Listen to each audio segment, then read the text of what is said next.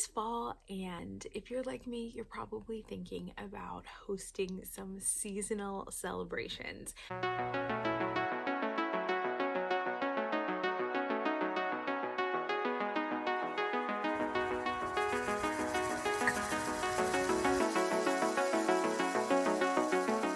I love doing these, and I thought that today it might be helpful for me to talk you through my seasonal celebration tips and tricks. So, I have a process that I go through actually every single time I host these parties, and it is so life giving to me. It is extremely fun. I love the process just as much as I love the party, and I hope that what I share with you today is inspiring and encourages you to think of your own ideas for how you can host a seasonal celebration. So, let's get into it. So the first thing I do is I come up with a vibe or a feel. I would love to have a better word for this, but honestly, I really take some time and I envision what I want to create. Before I go to Pinterest, before I do any research or start gathering things, I take a minute and I think about how I want the event to feel. Why do I want to do it? Do I want to romanticize something and really celebrate the beautiful part of a certain season? Do I want to lean into a specific mood? Whatever that is, that feeling that I'm hoping I achieve, I take a minute, and sometimes it just takes me a minute, and I really reflect on that. And usually, and this is the tip, usually it comes down to the five senses. So you guys know the senses. You've got sight, you've got smell, you've got feelings like tactile feelings, you've got hearing, and you've got taste. And so I always am thinking of things that fall into those categories that will really make the event come alive even before the activities start, even before the people get there. If I can get the vibe right, if I can set the scene correctly, then I'm already pretty much there. So that's the first thing I think of, and I usually write that down or end up bubbling over and sharing it with a friend. Next thing I do is I start to find images. So once I have it in my mind, I like to host parties with friends. So I am usually the primary host, and then I select 2 to 3 co-hosts. And that is honestly one of the easiest ways to make a party less of a lift, especially if you're going to have quite a few people at the party. Don't do it all by yourself. The process can be part of the fun. And so bringing people into the process gives a lot of ownership, and then also on the day of the event, it helps you to have extra hands to do things and then not to feel like you are bending over backwards and exhausted before your event even gets started. So I talk to my friends about it, and in order to make sure we're all on the same page, that's when we start curating images. And I have a fall party that I'm going to walk you guys through so that you can see some of the things I'm talking about. With the celebration, we all start throwing images in. So I like to use a collaborative note, but I've also done it with a Pinterest board. You can really do it anywhere that you want, but definitely putting your ideas together in one place is a great way to get started. This starts with color for me. So for fall, I had warm tones in mind. I knew I wanted to see a lot of pumpkins all over the place. I also knew that I really wanted cider. There's just something about cider. So I thought, okay, let's do a fall movie night. Let's have pumpkins. Let's do it at night so that it's darker, so that we can use candles and have a fire and s'mores. So now I can hear the crackle of the fire. I can see the movie playing in the background. I can smell and feel in my hands the cider. It's coming alive in my mind. So once I had the color palette and just a few key images in my mind, I started to curate what I needed. The curation and the gathering part is a ton of fun for me. If you don't like to shop and if you don't like to source new things for parties, I can completely respect that. And I will also say that I have a really solid backbone that I use for 90% of the parties that I host. I actually made a video about that. They are the 5 things that I use for my go-to parties. It's my 5 go-to party supplies. So if you want to see that video plus a few bonus tips, you can watch it and I will link it for you right here. But I love gathering. I start looking for things that feel like the items I have curated in my mood board. So for example, I had 4 different fabrics and 4 different colors that I really had in mind. I wanted to use those colors in my party.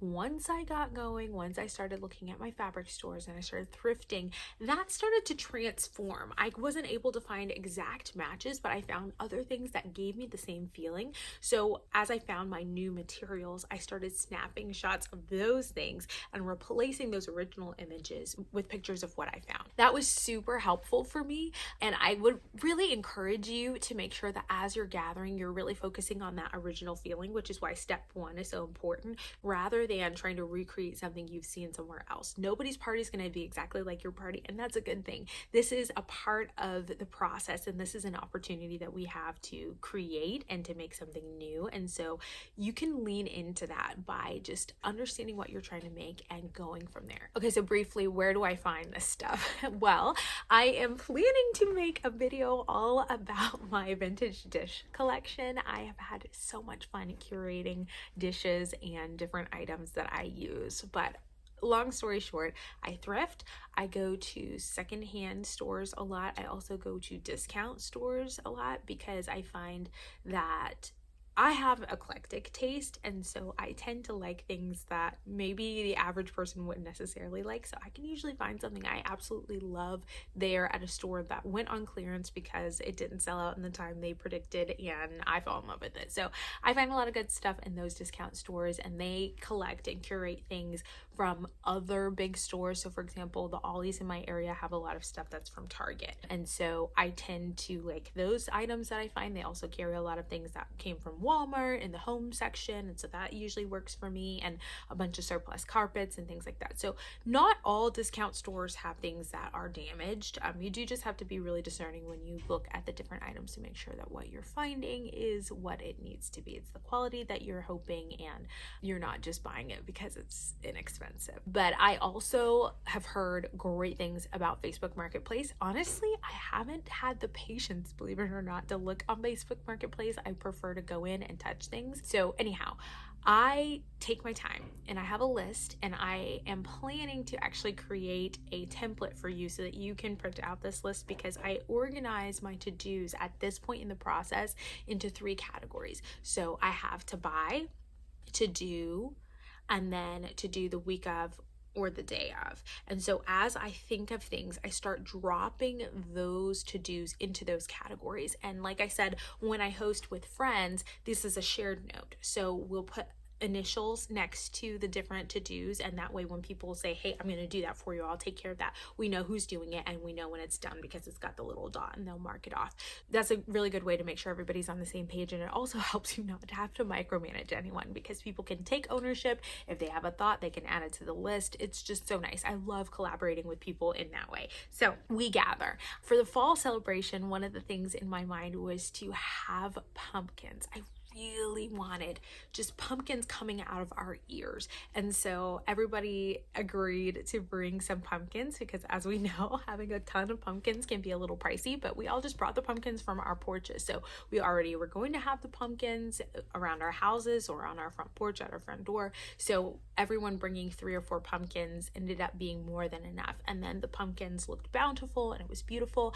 I also set up my outdoor movie setup. I am so excited to share that with you, but I will give you a quick view of what it looks like, in addition to a hot tea bar on the day of. And then I had a friend curate flower arrangements. So this was something else that was just in my mind. We saw in our mind's eye beautiful fall colored arrangements, and so we went around our yards and started picking. I think she bought 1 bouquet from the store and then just paired that with things that she found in her yard. I paired it with things that I had in my yard, and it turned out beautiful. She did all of these bouquets the night before, and I was just so blessed. This friend of mine is an artist, and I just love her so much, and she's got such a great eye. But these aspects of it also made it whimsical and magical for me as the host, because since I wasn't controlling every little aspect of the event, there were surprises for me, just like there were surprises for other people. I had another girlfriend take charge of the s'mores bar.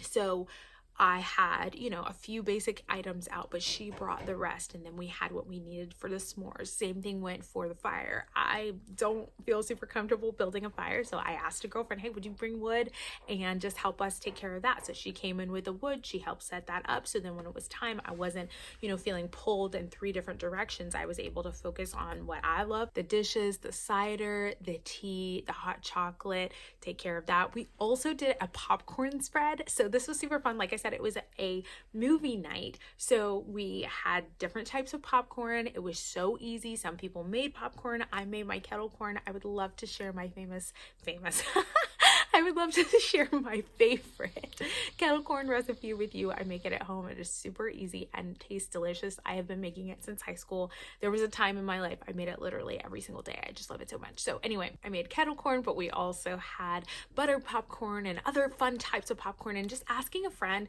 to bring a bag of popcorn to the event is so easy, and it makes an event like this chef's kiss. And then, of course, last but not least, we had charcuterie, because that's what we do. So we had a charcuterie board. Again, a charcuterie board is super easy. That was something else. So for this event, I believe I just asked the friends to all bring one item for the charcuterie. So they brought an item for the charcuterie, and they brought a mug that they didn't love anymore and wanted to exchange. So we had a mug exchange, and then we had the charcuterie board, and that was collaborative as well. So everyone was able to just bring one item. My host brought one bag of popcorn each, and then the pumpkins, and then I had all the rest of my guests bring one mug to the mug exchange, and I had so much fun with that. Just to make sure that we had enough mugs, I went and I sourced a few extra mugs because I love doing that kind of thing, and I put a few extra ones there just to make sure that the mugs that were available were cute and things that everyone would love.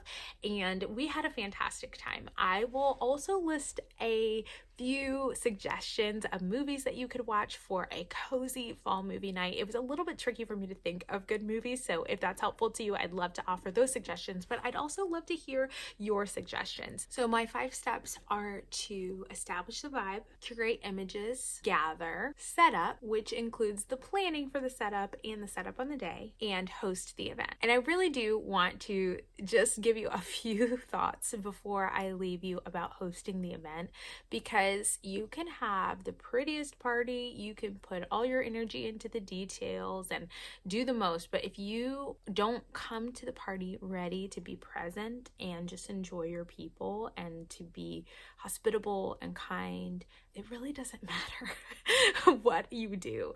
You could have, you know, the most thrown together last minute stuff, but if you are there and your heart is there and you are really focused on your guests and focused on enjoying the moment, that day can be magical. You know, I love a good party. I love the details, and I do think that the details are a beautiful way that we can celebrate life and how gorgeous life it can be and just how special every day can be. But more than anything, the people are what make the party.